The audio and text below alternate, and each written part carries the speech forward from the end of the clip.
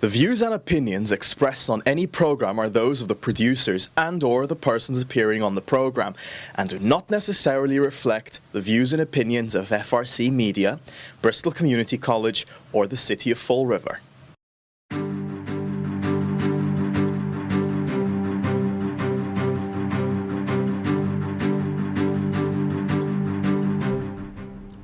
Hi, I'm Mike O'Sullivan, CEO of One SouthCoast Chamber, and we are very happy to be here with you today to bring to you One SouthCoast Chamber Business Connections.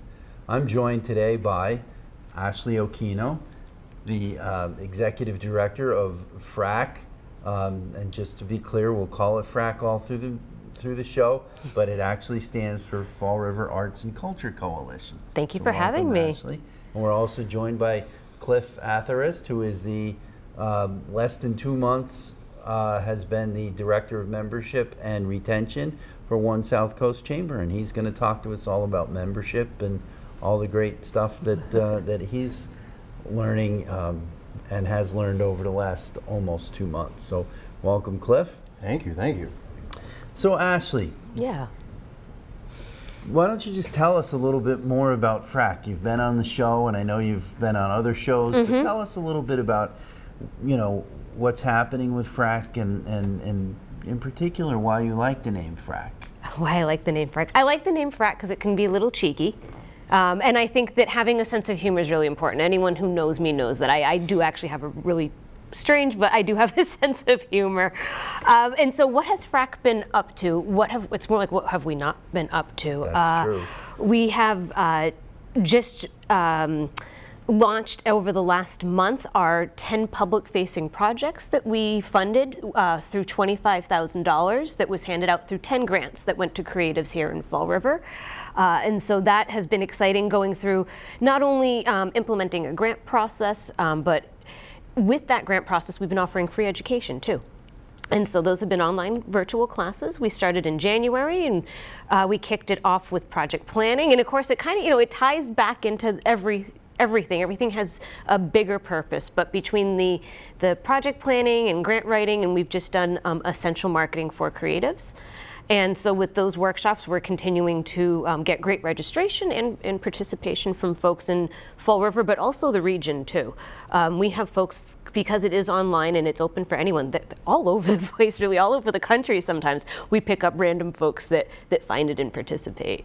That's exciting because, I remember when FRAC started that, we were just trying to figure out where's the need and where's the market, and how do we bring all these silos together, to work well and collaborate. And now it sounds like all you're really doing is collaborating, which is That's exactly what these grants did. And so I think one of my favorite projects that's now on view is at the Thomas Hudner Visitor Center at Heritage State Park.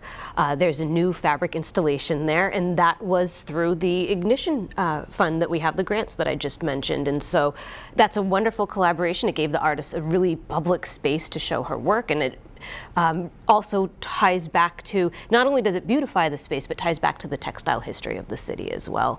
So, yeah, what have we not been up to? Well, it's exciting too to hear that it's at the Thomas Hudner building there. Yeah. that's a great spot. It is. It's a beautiful, it's a great spot, beautiful. And they do a fantastic job with that. So So we do also, I should mention, FRAC meetings.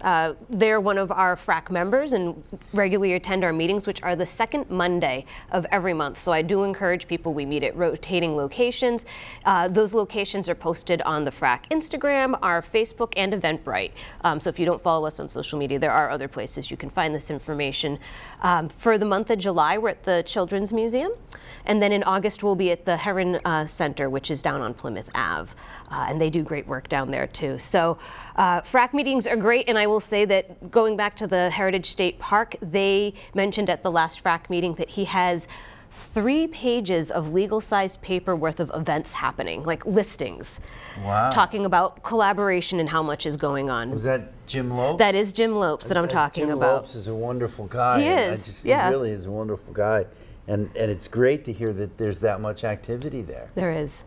I think that they are a great example of what collaboration can look like, because obviously Jim is supportive of all those programs, but that is people from all sorts of different communities around Fall River coming in and doing programs there. The facility there is so great. I mean, there's a lot of flexibility what you can do with the facility. Yep. Plus, it's got the auditorium in there where you can hold a meeting if you want to hold a meeting, or you can put on a show, small show. You can also go next door and grab an ice cream. That's right. And I have to say that next to the ice cream shop in the carousel now is the Falling Waters bench. Or am I getting that right? I feel like I'm not getting the title right. But Tyler Inman's beautiful bench that he had made for Fabric Arts Festival that had been outside the Chamber building for about a year, and that's over outside in that location now too. Which is a better location. Not that having it outside the Chamber building, there was no issues with it, but it's going to get a lot more use where it is today than sitting outside the Chamber building. Yeah. It was for anybody who wants to know, it was on the north end of the Chamber building, and it was fun. It looked great. It looked good when you looked out the mayor's window, but it was not in a high traffic spot where it got a lot of use. So no, it will get very, very well used and appreciated where it is now. Yeah, and we have to throw a little love to Gold Medal Bakery, because I asked them, I don't remember the exact day, but if I asked them on a Tuesday, they came and moved it on Wednesday. Yeah, they're great. They're just such great citizens and great business for the community. And you ask and they'll help. And they literally had it down there by like 11 o'clock the next morning. Perfect, so just in time for the ice cream shop to open. Exactly, that's it. So tell us to go back a little bit. Yep. Tell us about your collaboration with Patrick Norton and Jackie Francisco. Sure. Oh, I'd love to talk about that. So FRAC has been we're very appreciative of the ARPA money that we received from the City of Fall River, and what it's allowed us to do is launch a pilot out-of-school time program that takes place at the Narrows. We just wrapped up our first session this past May, and so if you follow FRAC, you would have seen us boasting about it a little bit. We had the students up on stage. This after-school program provides transportation to and from the program. It provides snacks and food, and students also have the opportunity to choose between music or visual arts. So we culminated with an art show and a performance, and they blew me away. And if you visit the FRAC website, which is thefrac.org, and you go to the page for the SouthCoast Creative Arts Lab, which is the program I'm talking about, we have the audio. And we have some videos and some material on there that you can check out.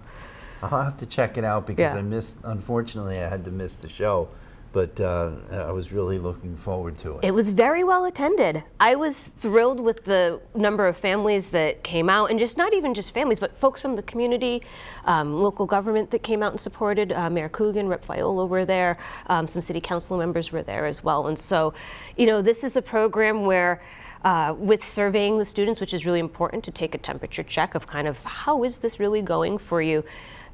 And I guess I wasn't too surprised, but I was happy to have it reaffirmed that it was making a difference for them. We also included movement as part of the program. So after arriving and having snacks, they would always participate in a mindful moment together before going into music or art. And even that had an impact on them. They had never really done breathing exercises or yoga poses before. And again, these are 7th and 8th graders, and so a lot of it's confidence building, especially for those music kids. I give them so much credit getting up on stage. That was not easy to do when we had our final performance. Not easy to do. No, when I was in 7th and 8th grade, I don't know that I would catch me getting up on stage. Things have changed a little bit, but I don't know that you'd catch me getting up on stage. So Cliff, you've been with the Chamber now for almost 2 months. Tell us why you came to the Chamber and how you like it. I mean, I was looking for something new. My current position was great. I was working retail. I loved what I did, but I was looking to just kind of expand what I do, get some new talents and new trainings under my belt, and so far this has been great.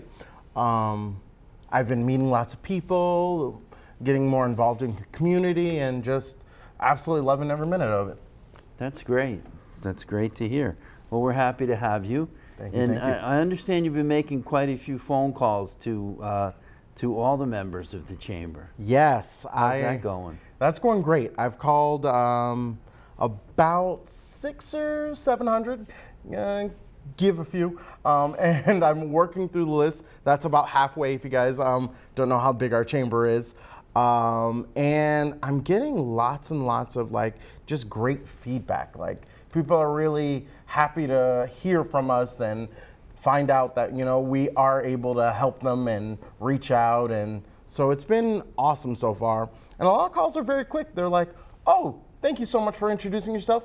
I have nothing I need. Talk to you later. Bye. So it's been great. So how's it? You've been to some events at the chamber, some of the business after hours. That's kind of new to you.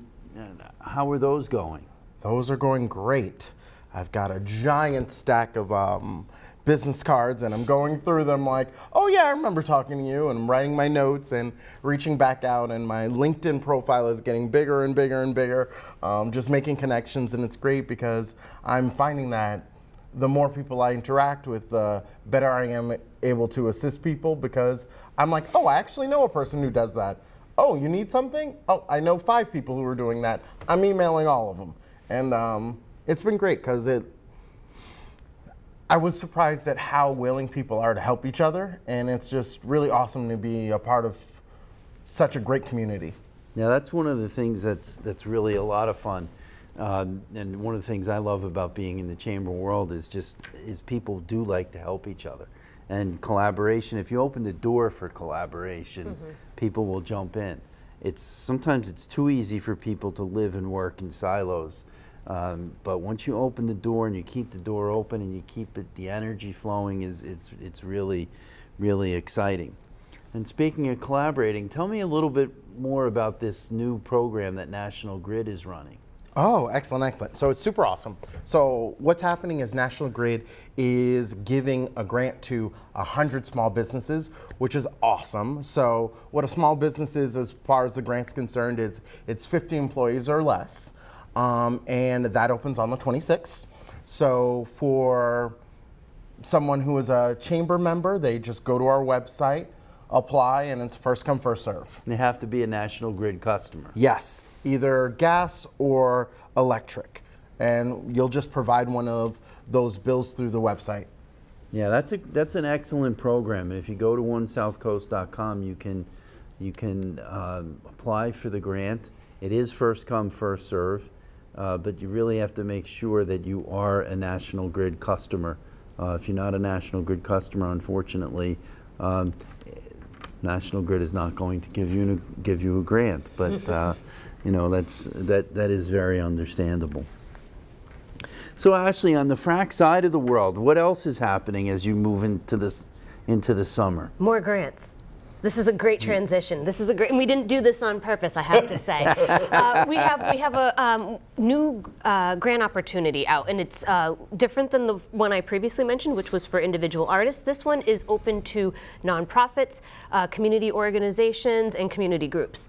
And what we're looking to do is hand out 2 grants of $5,000 each.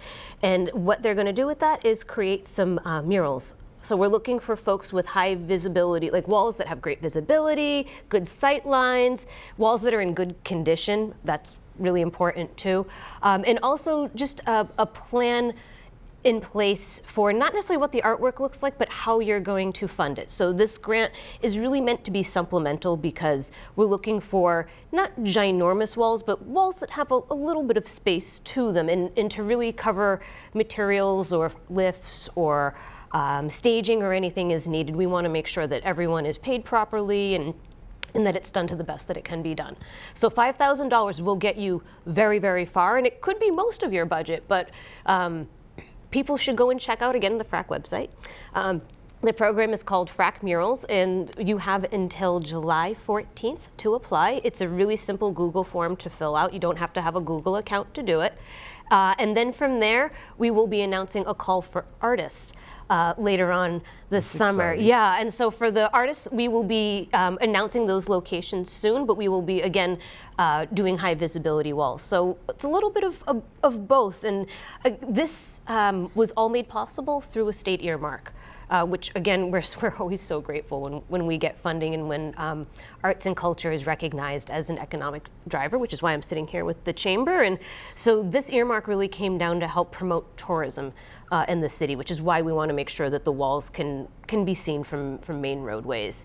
Right. So if you're out there, or if you know someone who is interested in getting something really great up on their building, $5,000 is waiting for you. Sounds good. And I'm sure you have places in mind. You might not be ready to. I have some places in mind, and if you haven't heard from me, you will be hearing from me. Because like Cliff here, I have a list of folks in the city that I'm like, that wall has some great visibility, and it's a blank canvas just waiting for something. So I do have some places in mind, but we've had some applications in, we've received some already. Great. So, there will be a little bit of competition, but I think that's good, and it gives us more kind of fuel to do more grants like this, and for grantors to recognize the want and the need for it. Right, So don't be afraid, do apply. Yeah, I would think if you go back to the funders, the fact that there's a demand for it actually helps a lot. Yeah. That's great. Yep. That's great. And of course, we have some outstanding murals already in the city. We have at the Herald News, the old Herald News building, now Potter's Printing, Yep. and Doran Elementary School. Yeah, I'm thrilled. And there's some other murals that will be going up this summer that FRAC is, we're supportive of. We're not funding it, and it's not our project, but we are so supportive. And I've been able to, like you're saying, make great connections with folks. So, there's people, they're like, we want to do a mural. I'm like, oh, this person, I know they have a wall and they want it. So being able to make that connection. Right. So yeah, so some extra ones that I'm aware of that I won't say where they are yet, but are coming up this summer. And I think that, Fall River, we have so many walls. We have so many walls, and I know that there's a lot of great ways that public art can take place in the city, and that is happening with our ignition projects that are taking place where it's more maybe interactive than a wall thing. But I will say that last year we had view and choose. We had free lunches associated with it. So when we do our projects this summer, we'll invite the community to come back out again, have a little bit of food with us, enjoy the murals. Because that is so important. We don't want to just put them up and walk away. We want to be there and celebrate it as well. Yeah, the View and Chew for the Potter's Printing building. Yeah, the chamber, yeah. Was right across. Well, I mean, actually, it was in our parking lot because we're right across from them. But it was a lot of fun. It The was. ice cream, the meals. It was a lot of fun. And folks traveled. Folks traveled from, an hour away. Folks traveled from an hour away to come to the View and Chew. They wanted to meet the artists. And so we hope, again, that folks will get in their car and come down to Fall River, because when they're in the city, they will go out perhaps to other places. That's right, and help spur our economy here. So Exactly. We had a lot of the city employees come from the government center, came down as well to check it all out. Yep. So it was a. there's it was proof, actually- there's it was a- pictures online of all of it. You can see Yeah. them on Facebook. Yeah. If I remember correctly, it was pretty warm that day. It was very hot. It was very hot. So I will say that the murals we're looking to do this round are more like a September, early October timeline as opposed to July, which was Gotcha. what we did last time. Yeah, if I remember correctly, it was the same day the chamber had a luncheon where Congressman Auchincloss was the speaker, and he left that and came right down and He sure did. checked out the murals. He sure did, yeah. And he's again a great champion for arts and Yeah. culture. Public art, people love it, and it's so important. It is so important. Oh my goodness! I didn't do that. I don't know how you did that. I You don't became the same height as me. I don't know, but it's going to look great on television. That's awesome. That's awesome. But no, to your point, it is, and it's we've seen it, across Massachusetts. We've seen it across the country, and we've seen it across the world, where folks have been even taking like COVID funds. I think one of my favorite stories is there's a city in Japan that used their COVID money and installed like a giant pink like squid. Google it. It's fantastic. giant pink and they squid? did it for the purpose of tourism, to bring people into the town. And so, when you think about all these different ways that cities are approaching how to kind of revitalize and kind of re-spark their energy, it can take all different forms. when you take a city like Nashville, they have the giant wings. Sure do. And people go, there's a line. We were there a couple of years ago for a wedding, and there had to be a line with like 100 people. Yep. Well, Chicago, waiting. I know it's not called the Bean, but we call it the Bean, right? The Silver Bean, and that's another example, public art, where folks are just they're standing there. So I hope, and I have seen people taking selfies in front of the lower level Potter's printing building there, and so I hope more of that will happen too. That's good. That's great. That's really good stuff. So Cliff, on the membership side of the chamber, so what would you like to see happen, or what do you foresee things going, and how are you going to help us build membership? Honestly, I'm just going to be out in the community. I really depend on the other people in the community to let me know when new businesses are happening, invite me to things. Like one of our newest members, the only reason I knew about them is because one of our members said, hey, have you tried this restaurant yet? So I went, I sat down, and they signed up literally 2 days later. I had a great time. So that's what I want to do. I want to just keep going around, calling people, introducing myself, and seeing what's out there. Well, that's good to hear, because there are a lot of businesses that could use a little attention, or just if we can pull them out of their silos to get them to collaborate, and that would be fantastic. That really would be fantastic, and we've got some great members already who who we like to work with, and as we have all sorts of events. We had a great event last night at the Cove, sponsored by St. Anne's Credit Union. We had almost 150 people there, just networking and meeting people, and I know I saw a lot of new faces, so that's exciting stuff. Yeah. Very, very exciting stuff. Now, the chamber is just a Rolodex of amazingness, I guess is a good way. If Rolodex even still exists, but it's true, and I rely on regular businesses too. I had a conversation with a business owner last night who's a chamber member, and following up again today, trying to make connections, because we all know that the best way in is word of mouth, right? That's the best restaurant you try. That's the place you go and take your picture with the wings or wherever. But it's word of mouth and making that connection. And so the chamber being able to do that through what Cliff is doing with members, or even what FRAC is doing. Arts and culture, we need the support of businesses, and so being able to have really strong allies within the chamber it's awesome. That's very well said, because there's so many, some people will say, oh, why is the chamber involved in arts and culture? And the answer is very simple. It's an important part of economic development. Mm-hmm. It may not necessarily be building buildings or building housing, but it's improving and the quality of life mm-hmm. in the community that we live and work. And, so it's extremely important. It's the same thing as, why is the chamber involved in education?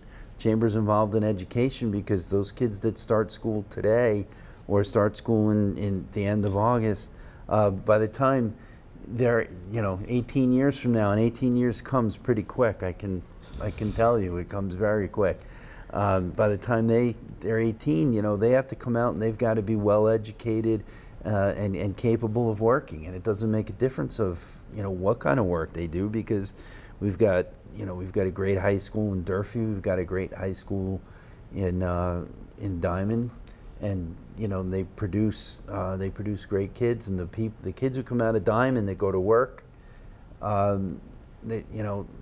we hear nothing but great reviews.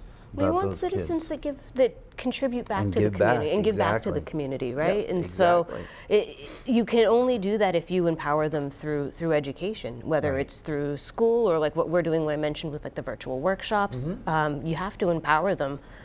Yeah, even the program, I keep forgetting the name of the program. The after school program? Yeah, the Creative Arts Lab. That's it, the Creative Arts Lab. For some reason, I have a mental block and I can't remember that name. But the Creative Arts Lab that's just a great example of how collaboration between a business like the Narrows mm-hmm. and how the schools and FRAC and when you do work together, how great those things can become. Mm-hmm. And we've had some really super examples like that. So Yeah, so that program will kick off again at the end of September. So for 7th and 8th grade teachers in music and arts, at the 5 different schools that serve 7th and 8th grade in Fall River, they will have a chance to nominate students. So that nomination period will be opening. And so the 20 students that do participate in the program are selected through lottery. And we do have a waiting list in case, life happens, sometimes a sport or family moves. Right. But yeah, so we will kick that off again. And so we'll have this round and then 2 more as part of our ARPA program. But it will continue after that. Patrick and I and Jackie Francisco from the Fall River Public Schools, we're very committed. We do love this program. And we've seen the success with the first session already, so. Yeah, it's exciting. Yeah. It's very, very, very exciting stuff. So Cliff, is there anything else you'd like to add? So if you want to join the chamber, reach out to me. My email's super easy. It's cliff@onesouthcoast.com. And if you just want more information, that's what we're here for. Even if you're not a chamber member and you have a question about something happening in the city, if I don't know about it, chances are I know someone who does. It's usually this guy. I don't know about that, but thank you. And we've got coming up on July 20th, we have the Sip and Sail, which is it's basically a cruise to Cuttyhunk from New Bedford, but we're looking really forward to that. We did it last year, and it was a great night. It was really a great night. It poured in Fall River, but it did not rain. Oh, and the sun nice. The sun was shining. Nice. As we took the cruise in New Bedford that night, and it was a really super enjoyable cruise. It was really a lot of fun. Is there anything you'd like to add, Ashley? Is there anything I would like to add? I would just say, once again, we have our monthly meetings for FRAC the second Monday of every month, and I do encourage you, and even if you can't make it, feel free to sign up through Eventbrite or to go to our website and email us, because you can still get the notes. We have notes, and we send those out, and those are meant to be shared. And other than that, I would just say that remember that FRAC I'm here to be an asset, an advocate, and a resource for you. So if you, again, like you were saying, Cliff, if you need something, I'm here for you. So come find me. There you go. Thank you very much, Ashley. Well, I'm Mike O'Sullivan, and this is Cliff Atherest, and this is Ashley Okino, and we would like to thank you for listening, and just we're grateful. And this has been the One South Coast Chamber Business Connection, put on by One South Coast Chamber, the voice of business.